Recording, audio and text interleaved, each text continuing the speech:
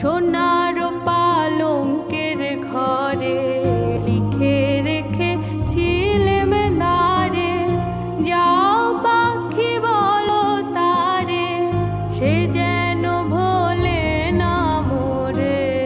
সুখে থেকো ভালো থেকো, মনে রেখো এ আমারে।